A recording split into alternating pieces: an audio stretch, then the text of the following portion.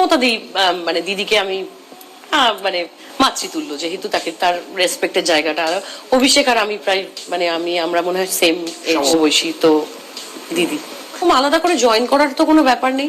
আমাকে মানে যখন যেরকম ভাবে দিদি, আমি অ্যাজ আ পার্সন আমি আমি ওনাকে আমি মাতৃতুল্য, অবশ্যই আমি তাকে সম্মান করি। তো তার আমন্ত্রণে আমি নিশ্চয়ই গেছি, আমাকে বলা হয়েছে, আমি গেছি, আমি সেখানে ভালো রেসপেক্ট পেয়েছি, ব্যাস, দ্যাটস ইট।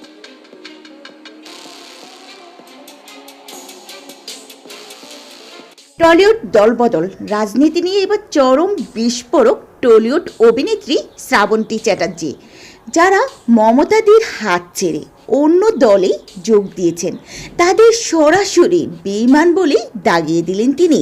শ্রাবন্তী সাফ কথা, নিজেদের পিঠ বাঁচাতে অনেকেই দিদির হাত ছেড়েছে, কিন্তু হঠাৎ কেন এত রেগে গেলেন শ্রাবন্তী? কাদের উদ্দেশ্য করে তার এই মারাত্মক আক্রমণ? জানতে ভিডিওটি শেষ পর্যন্ত দেখুন। সম্প্রতি 21শে জুলাই মঞ্চে মমতা বন্দ্যোপাধ্যায়ের পাশে আবারও দেখা গেল টলিউডের প্রথম সারি অভিনেত্রী শ্রাবন্তী চ্যাটার্জি ও সায়ন্তিকা বন্দ্যোপাধ্যায়কে।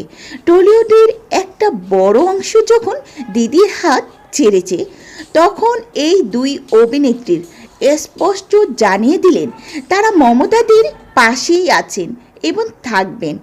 এর পরে সংবাদ মাধ্যমে মুখোমুখি হয়ে দল বদলীদের বিরুদ্ধে ক্ষোভ উগরে দেন শ্রাবন্তী।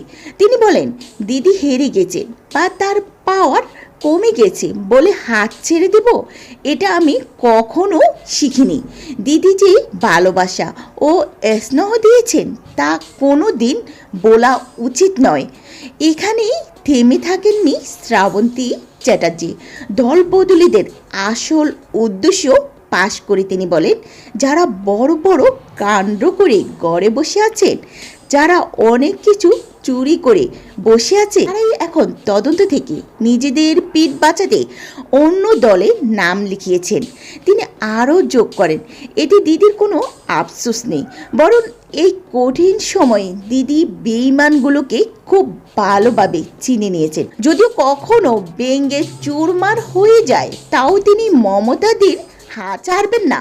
টলিউডের দল বদলের এই রাজনীতি এবং দল বদলীদের প্রতি শ্রাবন্তী চ্যাটার্জির এমন সাজচোলা বক্তব্য নিয়ে বর্তমানে তুমুল চর্চা চলছে নেটপাড়া।